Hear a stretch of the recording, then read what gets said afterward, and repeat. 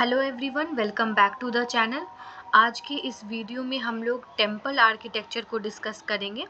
मैंने previous video में भी शॉर्ट क्वेश्चंस डिस्कस किया था टेम्पल आर्किटेक्चर से रिलेटेड। इस वीडियो में हम लोग टेम्पल आर्किटेक्चर के लॉन्ग नोट्स को कवर करेंगे। यहाँ मैं अपने नोट्स शेयर कर रही हूँ जो मैंने अपने प्रिपरेशन के समय बनाया था। आई होप ये नोट्स आप सभी के लिए बहुत ही हेल्पफुल हो।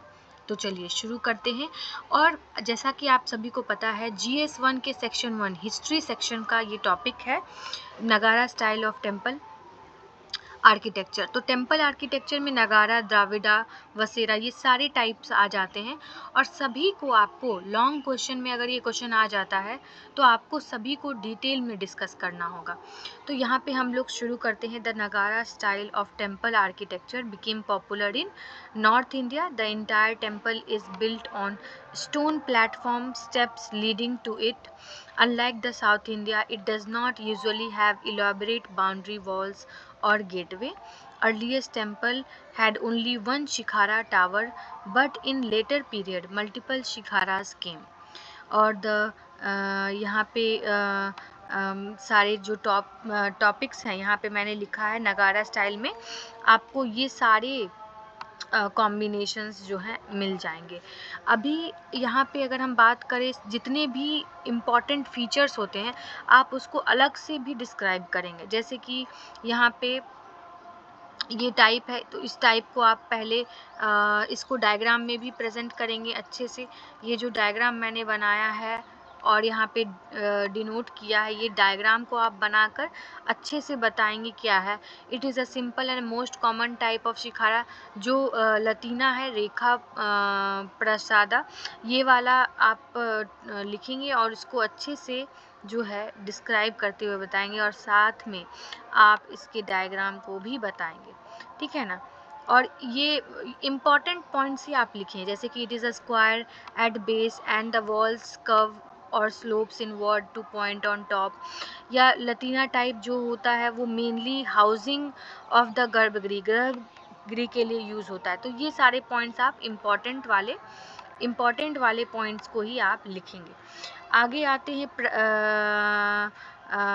पाम्सनास टाइप जो है, यहाँ पर ये आप डायग्राम बनाएंगे। फामसाना की बात करें तो यहाँ पे ये सारे पॉइंट्स हैं, जैसे कि phamsana roofs do not curve inwards, instead they slope upward in the straight incline.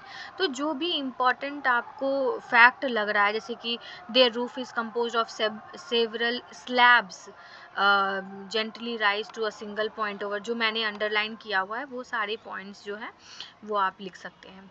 वलाभी type अगर आते हैं, ये फामसाना हो गया और ये लतीना हो गया। फामसाना लतीना के बाद अगर वलाभी की बात करें तो यहाँ पे rectangular building with a roof that rise into vaulted chamber, ये लिख सकते हैं।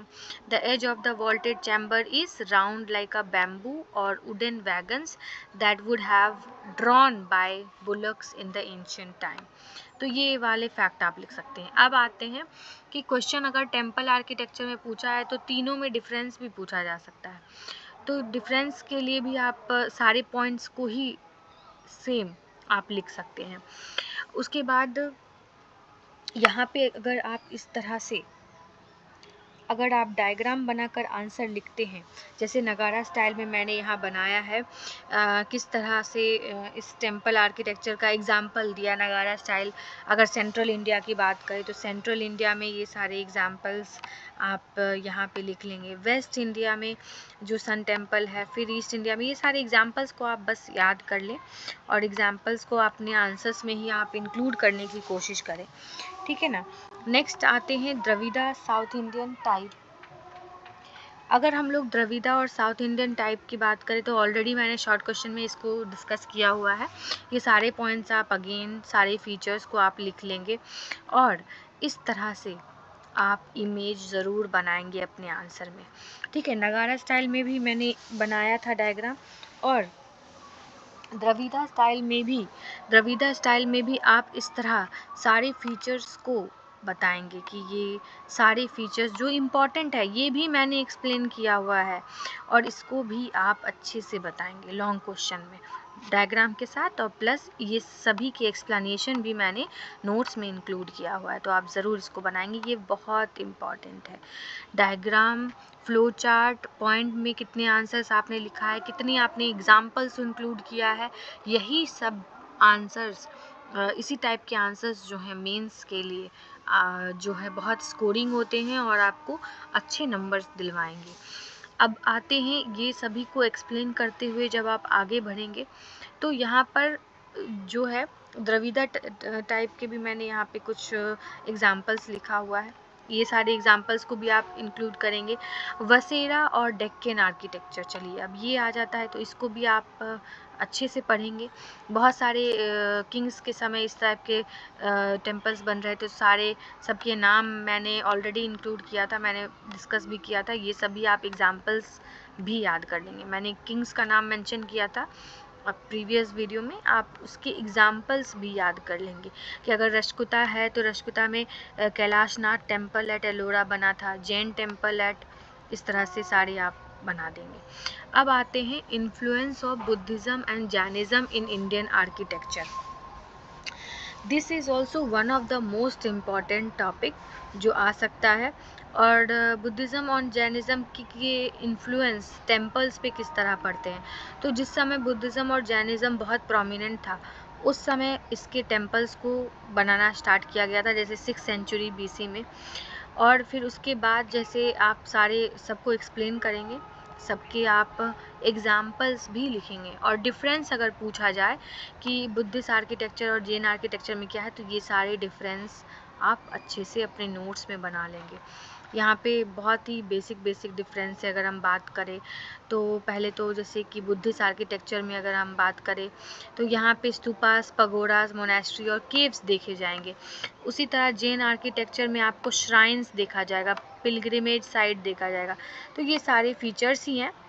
अगर ये मान लीजिए अगर आप ये पॉइंट्स याद करते हैं तो आप ये पॉइंट्स को एज अ फीचर्स भी लिख सकते हैं। मान लीजिए अगर शॉर्ट क्वेश्चन में आ गया कि व्हाट इज़ बुद्धिस्ट आर्किटेक्चर, तो आप ये सारे पॉइंट्स, जैसे यहाँ पे मैंने इंक्लूड किया है 5, 6, 7 पॉइंट्स है, यहाँ 8 पॉइंट्स है, तो ये सारे 8 पॉइंट्स आप कैरेक्टरिस्टिक्स में भी लिख सकते हैं बुद्धिस्ट आर्किटेक्चर के। जैसे ओल्डेस्ट फॉर्म्स जो है एग्जाम्प्लीफाई किया गया है अजंता में, डोम शेप्ड मॉन्यूमेंट्स है, रेलिक्स है, तो ये सारे फीचर्स भी हैं। ठीक है, ये फीचर्स को ही डिस्क्राइब करके यहाँ डिफरेंस में बताया गया है, ये सारे एज अ फीचर्स भी आप याद कर सकते हैं। और अगर ये डिफरेंस के फॉर्म में क्वेश्चन में पूछा गया तो इस तरह से आप डिफरेंस बनाकर लिख देंगे। तो यही इसी तरह आपको आंसर लिखना है, और बार बार एक ही टॉपिक के नोट्स आप नहीं बनाएं, एक ही बार आप एक टॉपिक के नोट्स बनाएं और उसी को आप एग्ज़ाम में अकॉर्डिंग टू द क्वेश्चन आपको प्रेजेंट करना है। डिफरेंस पूछा गया तो डिफरेंस लिखेंगे, और दोनों को बस एक्सप्लेन करने के लिए, डिस्क्राइब करने के लिए पूछा है तो आपको उसको आंसर के फॉर्मेट में पॉइंट वाइज आपको लिख देना है। तो ये सारे नोट्स आई होप आपके लिए बहुत हेल्पफुल हो। अगर आपको ये वीडियो अच्छा लगा हो तो आप ज़रूर लाइक कीजिएगा। नेक्स्ट वीडियो में हम लोग ये टॉपिक डिस्कस करेंगे, और इस वीडियो को ज़रूर लाइक करें। किसी भी तरह का डाउट अगर आपको है प्रिपरेशन से रिलेटेड, नोट्स से रिलेटेड, आप ज़रूर कमेंट में लिखें, और इस चैनल को सब्सक्राइब करें। बहुत बहुत धन्यवाद आप सभी का ये वीडियो देखने के लिए, बहुत बहुत धन्यवाद।